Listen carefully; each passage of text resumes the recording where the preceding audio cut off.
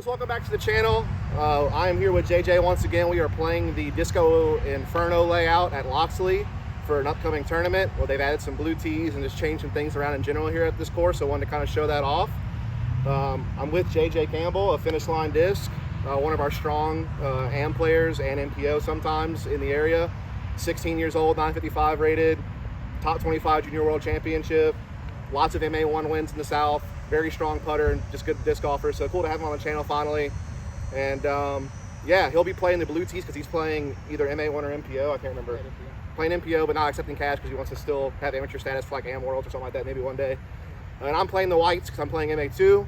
And this one is new for us. Hole 10, we're no longer using the normal cement tee pad for this. That's being used for something else.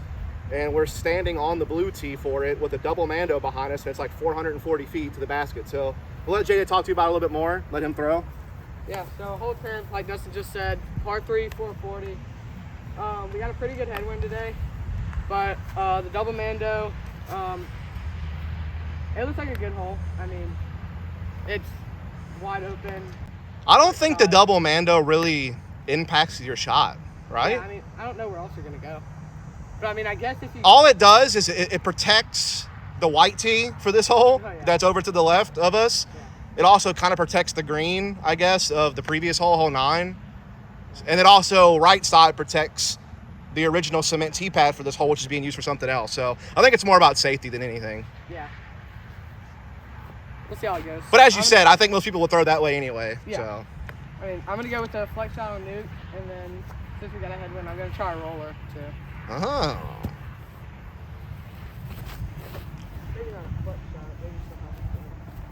This plays slightly downhill, but with the headwind, it probably still plays true to the 440.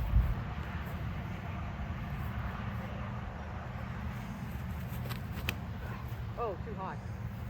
A little high, little nose up. This is going to be a hard birdie, especially in the wind. Yeah. I feel like I just want to get myself maybe like a circle too. Oh. He slipped, but that might still be good. Oh, yeah, it's coming out. And short, but it's going to be hard to get 440 in the headwind. Yeah. All right, so hole 10's white tee is also new. It's just in the grass here behind the red tee. It's about 320 to the basket from here. Again, only played to a cement tee pad more to the right of me, which made the hole slightly longer, but a little bit more downhill. It's still kind of downhill, but not as much. But again, we're using the normal tee pad for this hole for a different hole later on in the course. So I guess there's like another tip hole in the back half of the course somewhere. 320 in a headwind. I don't know. We'll see. Go with the flow.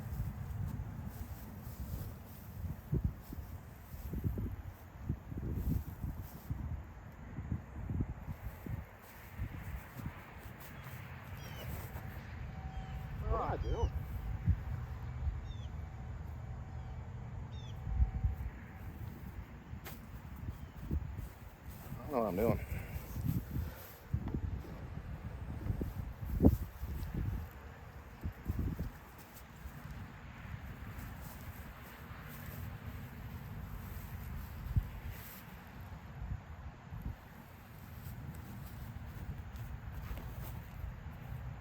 I'm having a little bit of snap.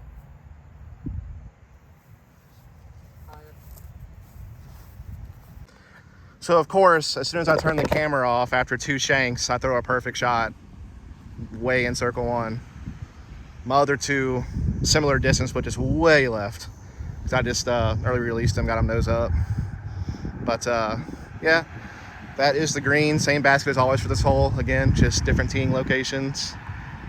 And that's really about it.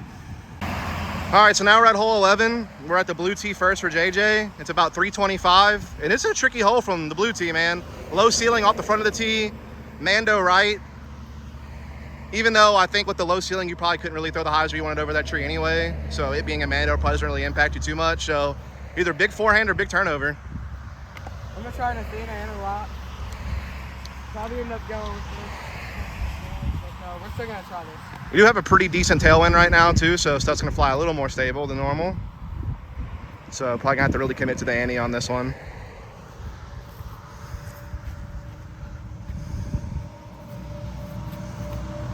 Great shot. The tail one didn't really stable that out. That was kind of weird. And so for me, this hole's about 285. Pretty much the same line, just no low ceiling in front of me. Go Halo Conquer. I feel like that felon I threw first was the play. I just got red.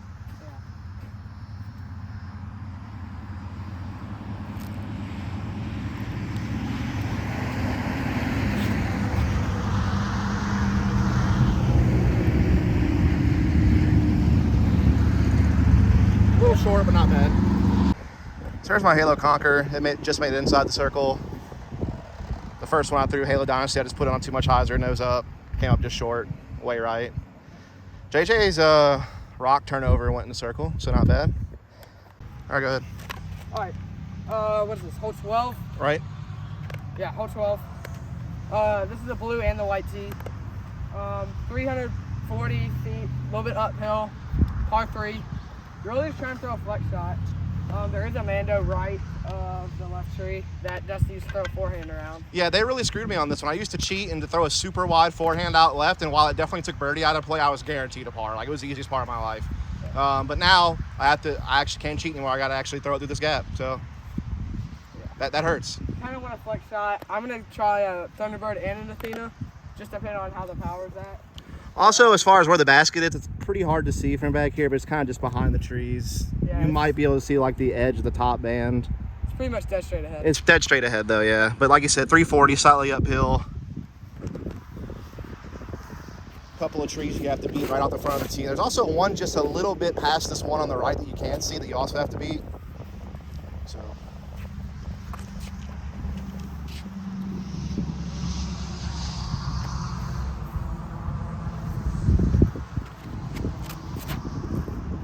Nope, not bad. Not bad. Made the Mando. Got down there. That's a par. That one's better.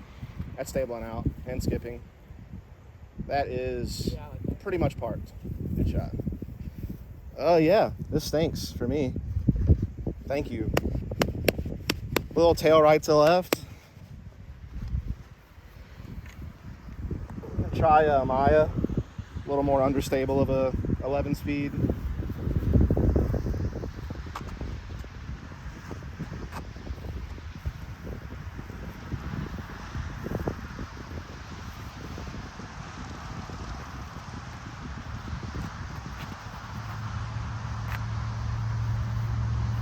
Didn't fly understable at all.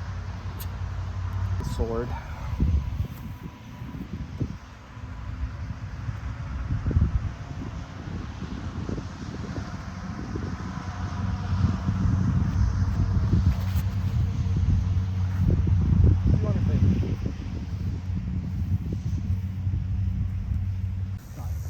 All right, so now we're at hole 13, which is completely different than it used to be in the past. We're teeing off from a very different location. We're actually using old hole 10's tee pad.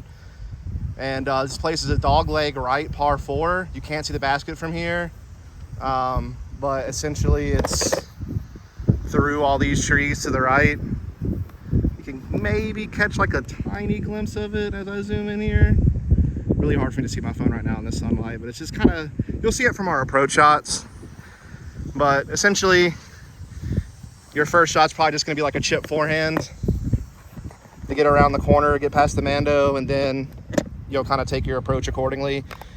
And then, yeah, you just basically have to be in the grass to be inbounds. So you can't go on the road. You can't go on that black construction fenced-in area. There's also a walking path really far to the right that you could potentially, I guess, cross with LBOB as well. But yeah, that's it.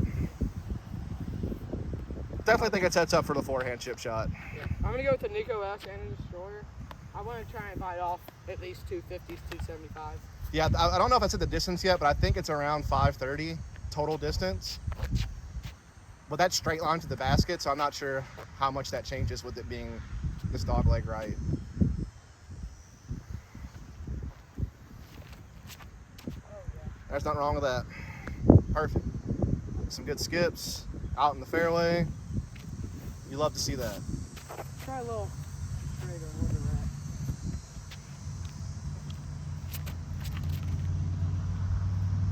Very good shot. Great forehands, perfect landing zone. Love to see it. It's really all you can do. It's all you need. Yeah. You ain't gotta do much here. I'm gonna go Halo Conqueror. Just try to do basically what he did. Really.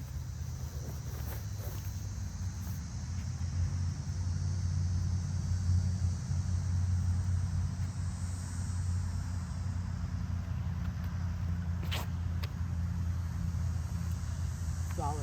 Yeah, a little more inside than I wanted it to be.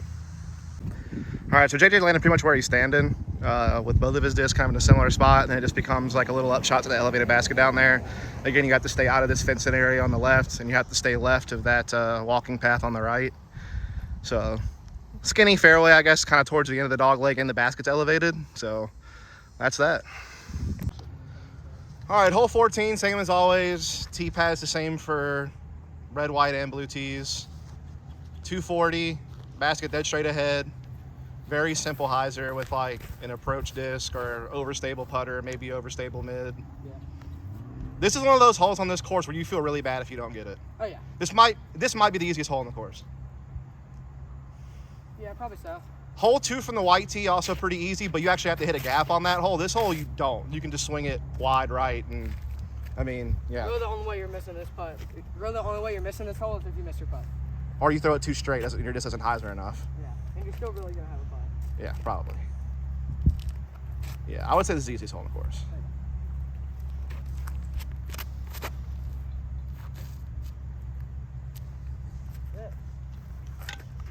That's perfect. I'm gonna try to go Envy, Eagle Envy. A little bit more overstable run of Envy.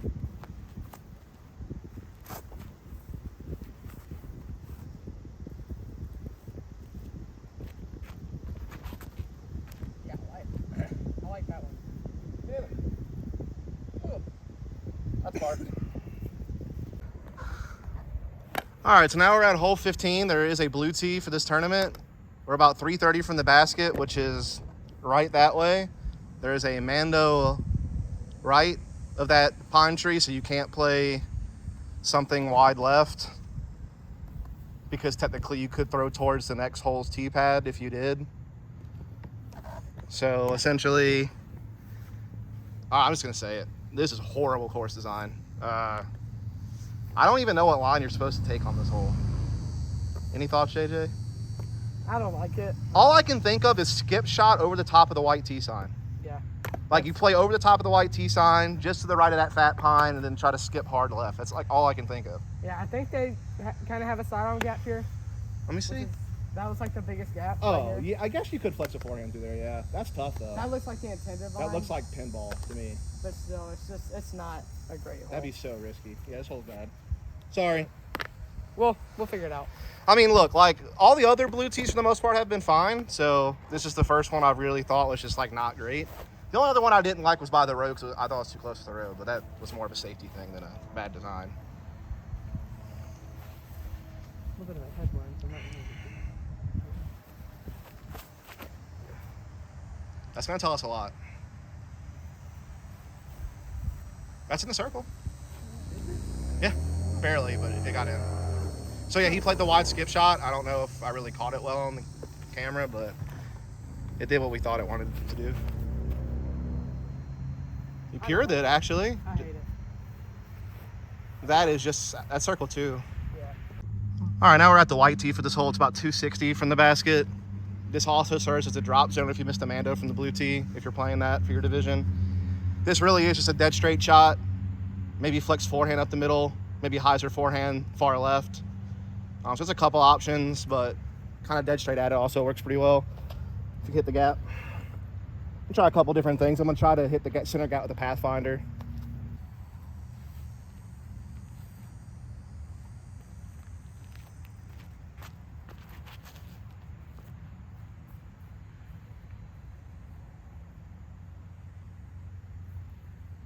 That'll work. Let me try the forehand for funsies. But the dead straight backhand works pretty well.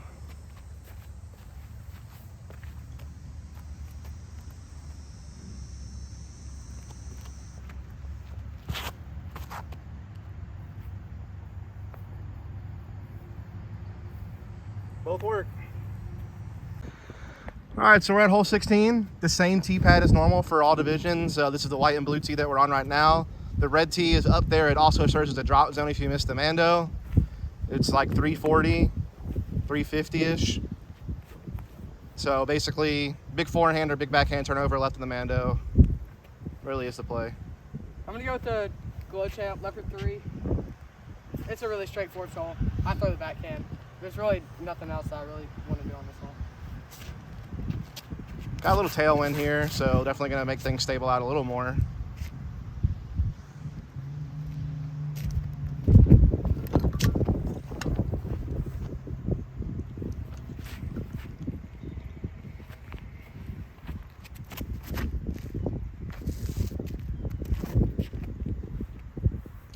Great shot. If there was no tailwind, that would have been bullseye. Yeah. With tailwind, still It's a a great little shot. long. Yeah.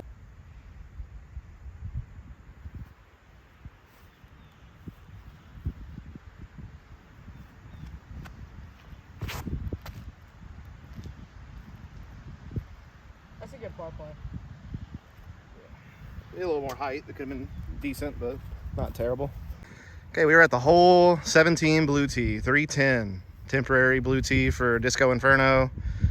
You can see the basket's kind of just to the right of this power light pole. But from the blue tee, it looks like you're probably going to be playing this left gap, which is essentially the same gap you would play from the white tee, just from further away. But it's a low ceiling, so... But they didn't put a Mando on this hole, so I mean, you could swing something big, but I think those trees are blocking everything. So, yeah, it looks like in the tournament, if there's not people on 18, then I'll probably end up trying to throw this hyzer with the Alti if it works out. Really? Like towards the 18 basket? Towards the basket and just kind of skip it in? left and skip it. And then I'm also just going to try this forehand. I thought about going up and over, but... Up and over looks tough. A little too high. Something low-driven skipping is probably a fine play. Yeah. Until you hit that little power box thing. Or you hit that black sign next to the walking path.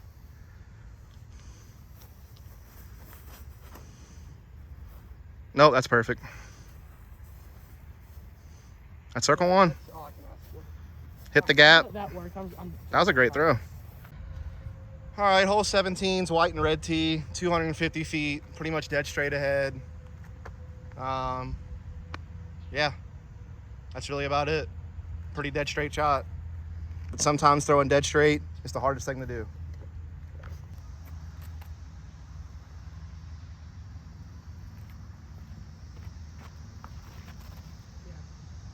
I just need to start that more left.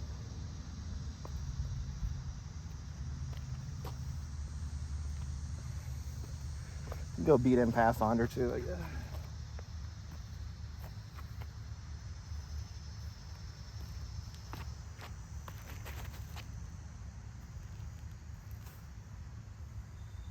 That's perfect.